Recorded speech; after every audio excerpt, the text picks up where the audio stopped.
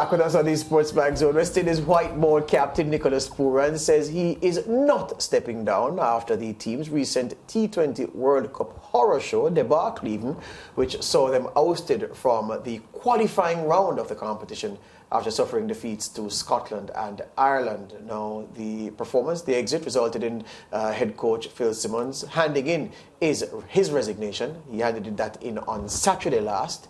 Some of the most prominent names in the sport have been among some of the harshest critics of the West Indies' performance in the tournament. CWI President Ricky Skerritt has made his displeasure known, along with the former Australia captain Ricky Ponting, who called the team's exit a disgrace. But Pooran says he's not resigning from his post as captain. This is what he said. Obviously, we don't know what the future holds, but we will take it day by day. Again, it was a learning experience for all of us, and this is our journey and our story. Time will tell what will happen, but for now, it is just about focusing on ourselves and how we can get better as individuals. Rest is the ultimate way to heal, and every player needs that, but inside, it is still hurting as well. I want to use that hurt as motivation and obviously come back strong, says the West Indies white ball skipper. What say? I think it's a good response. I didn't expect him to step down. Based on, the personality that he has displayed, he appears to be very set in, of course, the things that he says, and he stands by what he does. So I'm not saying that he's the best captain or he's the right man for the job or anything, but all I'm saying is that I expected this response from him. I didn't see him in any way backing down. I know he's up for the challenge, and this isn't a surprise to me at all, this response. Yeah, I think it is a good response from Pooran. He would be grossly disappointed, as everyone was, with the team's early exit from the World Cup first round, which was in fact a qualifying stage to get into the main draw. But there has been a lot of calls for his replacement for the captaincy role. And you know me on this show, I've said over and over that West Indies cricket's problems go way beyond just the captain or the coach or the CWI or any other factor that surrounds the team. I don't think Pooran is the best captain. He may improve over time because he's still inexperienced as a captain, but strategically he needs to improve his game. My issue is that I hear people talking about giving Jason Holder back the job. Jason Holder wasn't successful as a captain when he was the captain. I hear people talking about Robman Powell should be given the captain because of how well he led the Jamaica Talawas to the CPL title. I don't think Robman Powell is an outstanding captain either. So real problems here for the West Indies. I don't think there are many options outside of Pooran at the moment. And it may seem just cheap to say let him stay because there isn't anyone else. But it's a real problem, and I think West Indies cricket problems are really, really deep. There's a notion. Way beyond just Pooran not being as good a captain as we want him to be. Yeah, Lance and George, and there's a notion that it has a lot more to do with those that make these decisions.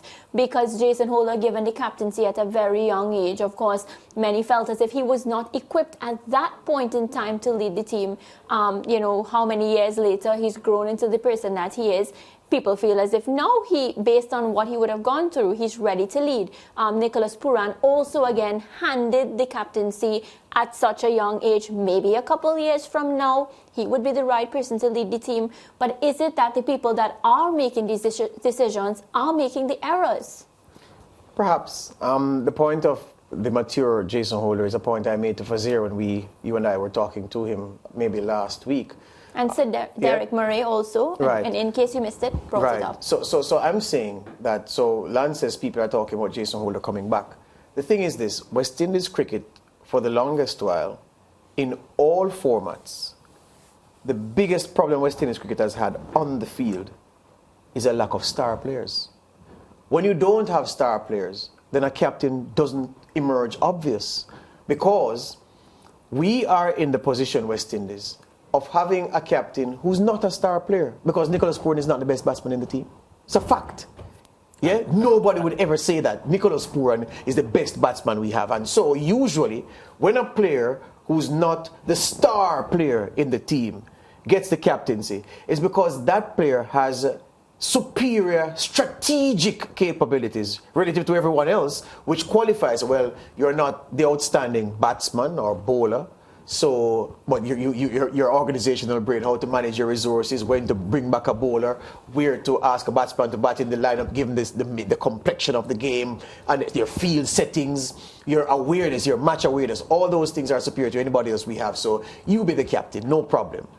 That we have someone who usually, looking at their performances, you'd say, well, clearly, Pooran must be a strategic choice, the best strategic choice, because clearly it's not on the strength of his performances. So that's what we have. We are. And of course, we know that that's not so, because Lance has made the point, yourself has made the point, that Pooran is still young in his own cricket career.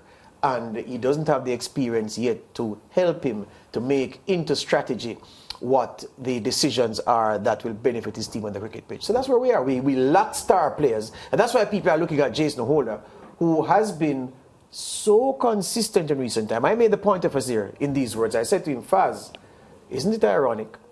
When Jason Holder was young and raw and inexperienced, a green hand, a green horn on the ship deck, we gave him the captaincy.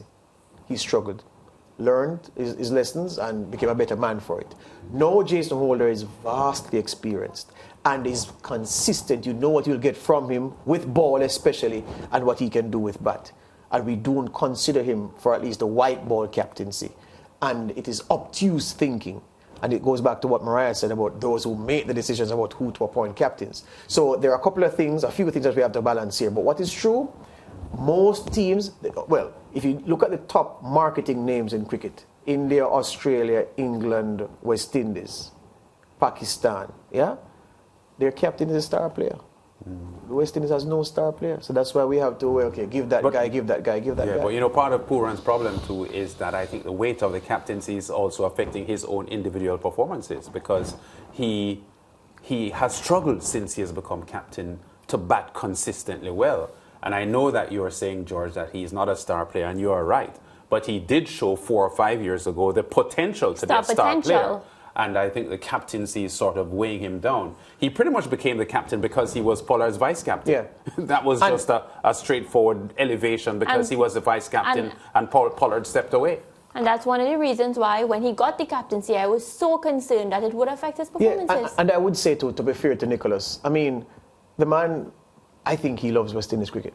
I have no doubt about his passion and his commitment for West Indies cricket. So when they asked him if he would serve, I don't expect him to say yes. And nobody would have expected a young man who's ambitious, and he clearly is an ambitious young man, to say, I don't want the captaincy. Mm-hmm. So he took the captaincy on, even with his own international career, not fully out of its infancy. And as you said, he was Pollard's vice captain, so it was obvious to ask him if he would make the step up. So there are some problems that we have, but let's acknowledge what they are. We lack a star player. We lack a clear individual where we say, okay, you know what? You should lead, because at the end of the day, a captain goes into a dressing room and he says, Lance, what kind of rubbish shot was that? Alzari, what kind of rubbish over was that? Can Pooran go into a dressing room and say that to anybody? No. Could Pollard have done so? No. Not for West Indies, because Pollard's greatest achievements came in franchise cricket. For the West Indies, his performances didn't give him the weight of presence to be able to say that. Rovman can't say that. I think he did, though. But of course, because he's KP. Rovman can't do that yet, yes, because Rovman's career is still to be organized and to settle. You talk about players with the potential. Shea Hope at one point shaped as if, especially in white ball cricket, he was masterful. But his failures at test level have blunted his edge in the 50-over game, which is his the strongest format for him. So I'm just saying that we need to be patient and realize that the sum total of all I've said is that captaincy isn't the problem, because we don't have the star players to get the captaincy to. And remember, too, that the selectors took a battering last year when they took Gale and Bravo, and people called it an old team, and they didn't do well. Well, the old guys weren't there now. The younger guys were given an opportunity here, and they did even worse. So I think West Indies has a problem with the quality of our performances and players. And the way we manage the youngsters and transition them from being young to the senior level. It's tough, though. It's tough, though, because it's obvious that West Indies cricket, the team, is behind the 8 ball. How come India, Australia, every time somebody steps in for a big player, it's like they're producing these cricketers that turn out to be heavy hitters, star power and everything, and we struggle to find a man? Well, you are right, because I'm looking at the Pakistan's best batsman, Babar Azam, and look at his rise. It's like they have a machine. Who have we had? And I use Pakistan because Pakistan is not lesser than, but relative to the Australians, Englands, and the Englishmen and the Indians, they're not as prolific in giving us world beaters. The Englishmen. But Rizwan is almost as prolific as Azam is. So I'm going to join Rizwan to Babar Azam and say those two. Yes. They just keep on rising. Which cricketer have we produced in the last 5 years that has risen? Mariah, I don't think Mariah was on the show when we were previewing the World Cup, George, and we looked at the West Indies squad. Yeah. And we were asking which of our I best asked the players, question. I asked the question. Which of our best players would walk into a top team? And nobody could find one. No, that's Not the problem. one. But that is Jason the problem. came closest. Yeah. Yeah? That is the problem. That is it. We do have the star players. Yeah. So bits and pieces of players, and we get a captain from what we have, and we just have to work with it.